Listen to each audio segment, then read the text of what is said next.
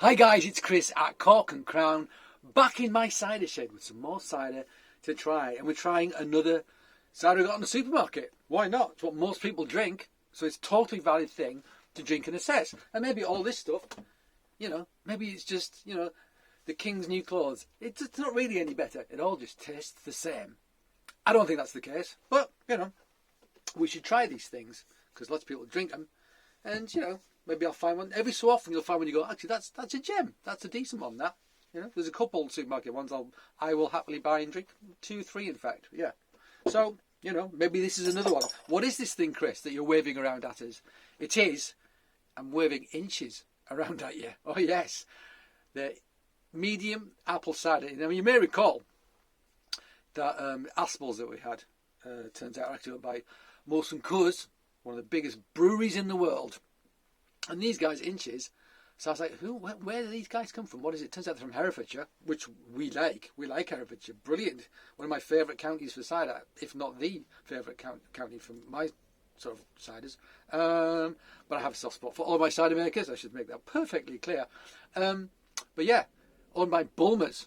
Bulmers. So it's just a rebranding of something made by Bulmers. Because it says here on the back. Does it say on the back? Yep, HB Bulmer Limited, Hereford. So there you go.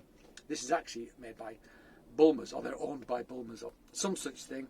Any blurb on here? Yes, there's blurb. Oh, and it's actually legible blurb. Brilliant. Will it inform us of anything? And will it enlighten us in any way, shape, or form? Though? Let's read it and find out the answer to that question. Crafted in Hereford, local apples grown within 40 miles of our mill.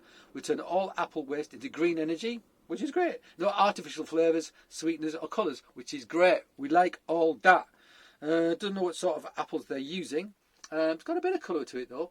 So it could be cider apples, could be something with tannin. It's 4.5%, so it'll be watered back to 4.5. So if they are using cider apples and they're watering it back, then that's about the colour one would imagine one would get. Wouldn't one? Yes, Chris. Cool, let's open it and pour it out. This is their medium cider. Yeah. See. Didn't massively love the apples, were it? It's quite fizzy. Quite fizzy. So again, this will be bottle conditioned, force carbonated. It will be filtered. It will be a cultured yeast. All of that I have no doubt about. But yeah, let's see what they're doing, given those constraints. And watered as well to 4.5. Don't know if it's concentrates. It suggests that it isn't from concentrate, but they're making this much. You'd think it would be from concentrate. How could they make all year round in that sort of volume if they weren't using concentrates? Don't know how they could do it.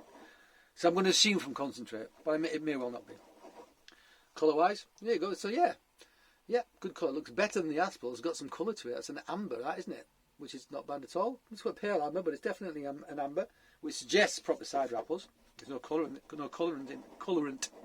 in there. Let's have a sniff. Super delicate nose. I mean, Jesus Christ.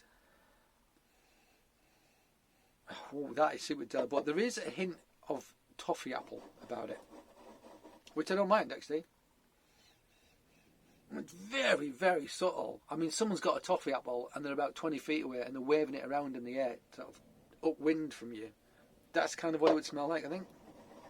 But last time that happened to me, that's exactly what it smelled like. All right. Let's try it.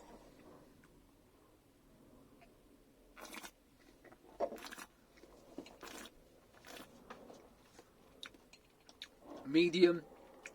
I'm going to give them that. It's not too sweet. I think, yeah, I would give them medium. It's quite light. Very light, in fact. However, I do prefer it to the Aspels. That slight kind of I want to say more like Demerara sugar than toffee element is there. There's the apple character there. Obs. It is very delicate though. It's quite thin. I mean, flavour wise and texturally as well. It feels quite thin and light. Tannin.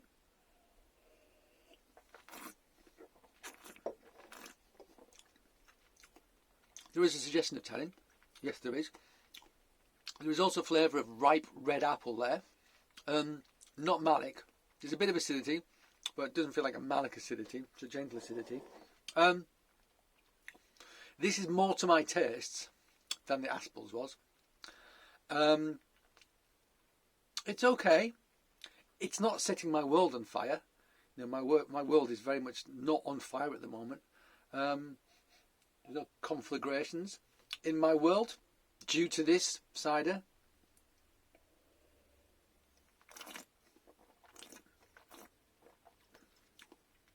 But it's sensitively sweetened. It is. It's a decent medium. It's got some balance to it. It's okay. It's an okay cider. I still think that the Thatcher's Rascal and the Weston's Wildwood Organic are better than this. In fact, I will say for me they are actually better than this. But this is okay. It's okay. It feels more balanced, more rounded. It's okay. Not amazing, but not bad. I hated the label. I mean, intensely hate the label. It's just so much marketing. I just fucking hate it. There was a bit of fortune for that, and it looks absolutely shit, in my opinion. It's just not very interesting. It's not very good. I don't really like it. I know that you don't drink the bottle and you don't drink the label, but, you know, it just looks commercial and tatty. That's what it looks like. Not very good. I mean, the Aspels, I've still got the Aspels over here. I mean, that does look...